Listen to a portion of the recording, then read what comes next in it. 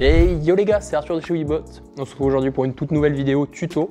On va apprendre ensemble à changer sa béquille sur sa trottinette. Du coup, c'est à peu près la même manipulation pour toutes les trottes. Vous regardez un petit peu comment c'est, vous trouvez la clé de la bonne taille, vous changez les vis. On va s'y attaquer tout de suite. J'espère que vous êtes chaud. Allez, on est parti. Donc là voilà, sur cette Dualtron Mini, hop, on peut relever la béquille. On voit qu'on a deux vis ici, une de chaque côté qui sont identiques. C'est vraiment les mêmes. Donc on va trouver la clé de la bonne taille, puis on va venir hop, retirer les vis.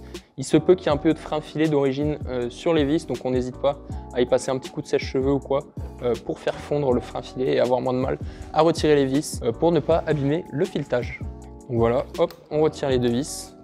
Et voilà, c'est vraiment pas plus compliqué que ça. On se retrouve du coup avec notre béquille dans une main, les deux vis qui sont enlevées. On prend la nouvelle béquille toute neuve et puis on remet les deux vis. Hop, je vais vous le faire. Donc là, on a fait le démontage. Pour le remontage, il va falloir ouvrir le deck. Pourquoi? Parce qu'en fait, de l'autre côté, là, il y a des écrous. Et donc, si vous essayez de revisser directement votre béquille, là, ça va pas marcher en fait, tout simplement. Ça va pas visser. Du coup, on va être obligé de retirer directement tout l'arrière là pour pouvoir ouvrir le deck, récupérer les écrous et refixer la béquille. Hop, donc voilà, on perd pas les petits anneaux. Voilà, du coup, on continue de retirer toutes les vis du carénage. D'ailleurs, vous pouvez aussi suivre ce tuto si jamais vous voulez changer le repose-pied de votre Dualtron Mini.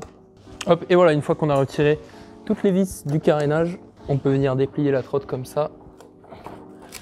Et donc là, il faut retirer, mais doucement, faut faire attention parce que il y a les câbles. Hop, là vous voyez, il y a les câbles ici du frein et des feux. Alors on sort doucement. Là, on voit ça sort petit à petit. Faire attention parce que c'est lourd aussi. Pareil, les lumières là, il y a des câbles dessus. Ok.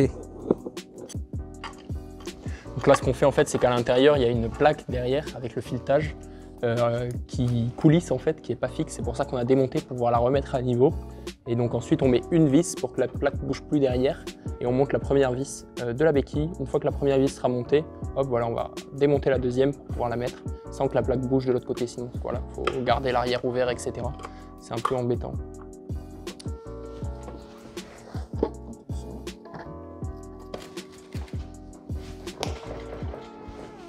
Et donc voilà, une fois qu'on a remonté la béquille, on peut venir remettre la partie arrière. Hop, et on vient tout simplement remettre toutes les vis une par une, avec une petite goutte de frein filet pour pas que ça bouge.